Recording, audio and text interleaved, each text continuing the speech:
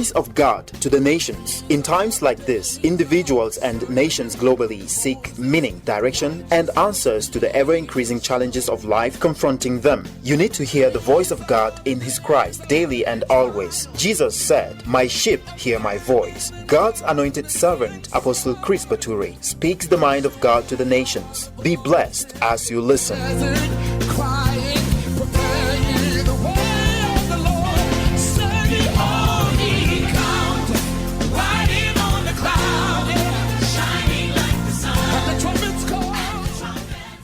Beloved of the Lord, blessed greetings in Jesus' name, the name that is above every name. Let us pray. Father, we thank you and we bless you for this day. We worship and we hallow your name and exalt you above every name. I ask in the name of Jesus that you who knows the spirit of every man, the mind of every man, through your Holy Spirit, minister to each and every one of us. Cause us to be benefactors of your grace and of your mercy in the name of Jesus Christ. Thank you, Father. In Jesus' name we pray. Amen. And today I want us to look at this word of the Lord and know that this our God is an awesome God, and this our God is faithful and true. This our God is all-knowing. This our God, nothing takes him by surprise. And the same way that nothing takes him by surprise, those who walk with him, nothing shall take them by surprise. Nothing at all shall take them by surprise. There's a scripture that gladdens my heart always in Psalm 103. It says there that Moses knew the ways of the Lord because he sought to know what was going to happen. God revealed his mind to him. Likewise, God will reveal his mind to us if we seek his face to know exactly what is going to happen. I remember last year, December, I spoke in our fellowship and I told them, I said, this is the word of the Lord for 2020. I told them, I said, God said in 2020 there will be divine silence, that things will be happening, yet heaven will be silent about those things. And it says that God is not uncaring, but he is going to be silent over these things. And I went on to tell them that God said that issues that have long not been answered, prayer needs and prayer requests of many that have lingered, and issues that have been tough and have been difficult, God will suddenly answer them this year. And I also said there will be shaking in the nations, there will be shaking in the churches, and there would also be outrageous grace this year. I told them, I said, this is what the Lord says is going to happen.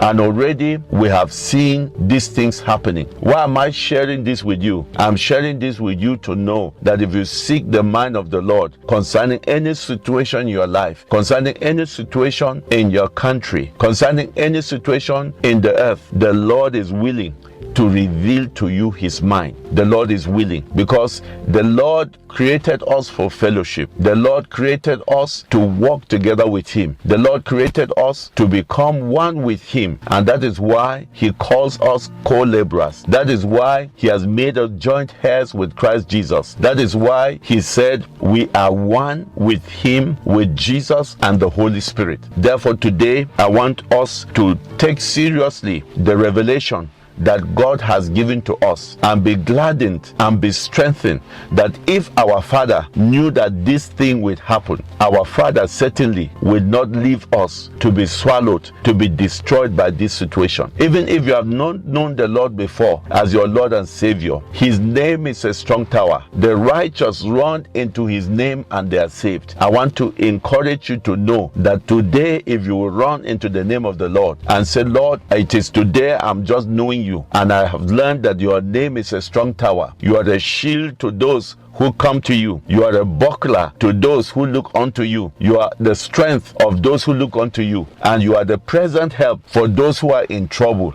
God will answer you.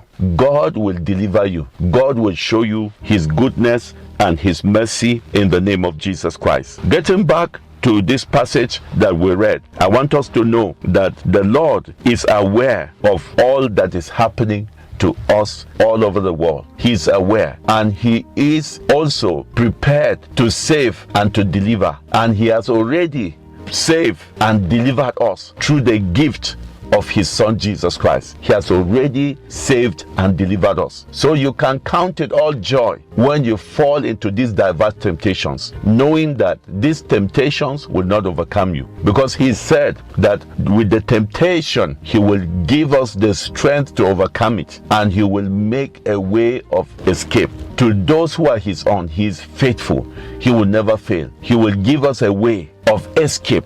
He will give us a way of escape out of this situation. So be encouraged, the beloved of the Lord, in the name of Jesus Christ. Now we see from verse 1 of Isaiah chapter 24 what the Lord says there. The Lord says there, behold, the Lord maketh the earth empty, and maketh it waste, and turneth it upside down, and scattereth abroad the inhabitants thereof. We have seen within this past few months, since this COVID-19 began, that the world has been under fear. The world has been under confusion. The world has been running helter-skelter. And we have seen that men and women from different nations have been transported by their states or by their countries out of different nations of the world. We have also seen that borders have been closed to different nations. For example, the US closed her borders to China and other countries of the world. Nigeria did the same. Other places all over the world did the same. They made sure that they cut off inflow of people, and they made sure that their people who were in other nations were taken back. Men and women have been asked to stay indoors. It has been a situation as though it were when God commanded the children of Israel in the book of Exodus chapter 12 to stay indoors until the spirit of destruction passes over. But we see that in that particular context, God had told the children of Israel to apply the blood of the Lamb upon the doorposts of their homes. And it says, when the spirit of death comes, it will pass over you. Yes, governments all over the world have told people to stay indoors, but that is just enough, because even indoors, some people have been affected and some people have died because of various other consequences of staying indoors, such as lack of food, lack of medical care, lack of facilities, and so forth. This has affected the world. And we see in verse 2, the word of the Lord being so accurate. It says that this particular situation, when it comes, it is going to affect all people. And we have seen that this pandemic has affected all people. In fact, in some countries, we learned of leaders who were also affected. In some countries, some deaths were recorded. Like in Nigeria, a high-placed person also died because of the complications of COVID-19. So we see here that the word of the Lord is accurate. And this book was written more than 3,000 years ago. There's so much accuracy with what is happening now. It is because God, who lives in timelessness, saw these things and revealed them unto us. And why did God reveal them unto us? He revealed them unto us that we might prepare. He revealed them unto us that we might overcome this situation. Jesus Christ said, watch and pray so that you will not fall into temptations. If we were watching and praying, we would not have fallen into this temptation. But we see here that the priest is affected as well as the layman. The ordinary people are affected as much as the masters. The maid is affected as well as the mistress. Buyers in the market, businessmen are affected. The banks and those who lend money were affected. The creditors and debtors were affected. And we have seen that the earth, like verse 3 says, has been depopulated. We have learned of thousands of people that have died in Italy, in Spain, in China, in Russia, in US, in Canada, in Britain, hundreds of people. In Nigeria, hundreds of people. In fact, in some countries, thousands of people have been affected. And we see that the earth is withering up because there's no activity. Industries have come to a standstill. Everything that has to do with life. Schools are closed. The only things that are left are the social services, particularly the hospitals. They are the only ones left. There's been a total shutdown of government in most countries.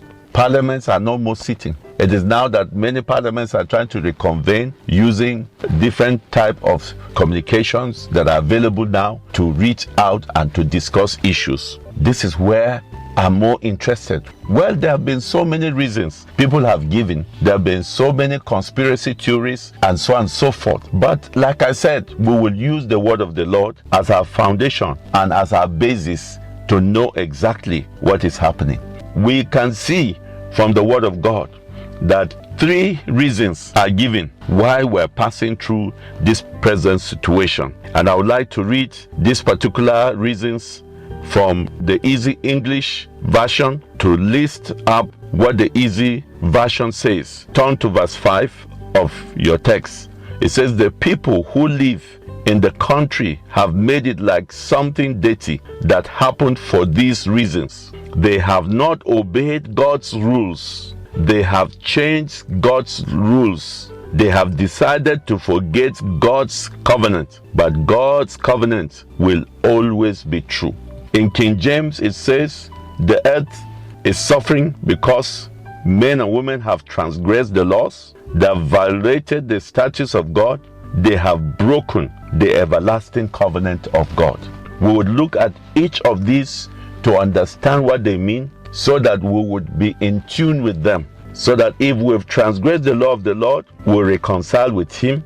If we've violated His statutes, we'll do so. If we've broken the everlasting covenant, we'll do so. And we'll also pray for our leaders, pray for our countries, pray for the churches, that we will be realigned unto the Lord, so that we will not violate His statutes, so that healing will come to us. Verse 6 says this, therefore the curse keeps on consuming. They keep on consuming the inhabitants of the earth. In this particular place, I love the rendering of the NIV. And the rendering of the NIV says this about verse 5 and 6. It says, the earth is defiled by its people. They have disobeyed the laws, violated the statutes, and broken the everlasting covenant. Therefore a curse consumed the earth's inhabitants, and they are burnt up, and very few are left. Our disobedience is what has happened and what is causing the earth to become what it is. When men and women disregard the laws of the Lord, these issues will certainly happen. And today, we are encouraging you. We are commending you back to the Lord. We are asking you to know that there's a way of escape. And the way of the escape is to be in the Lord, to walk in His righteousness, seeking His kingdom. And God will raise a defense for you. God will also bring about restoration. Today, I encourage you to trust in the Lord. I encourage you to know there's a way out. I encourage you to know that with the Lord, all things are possible.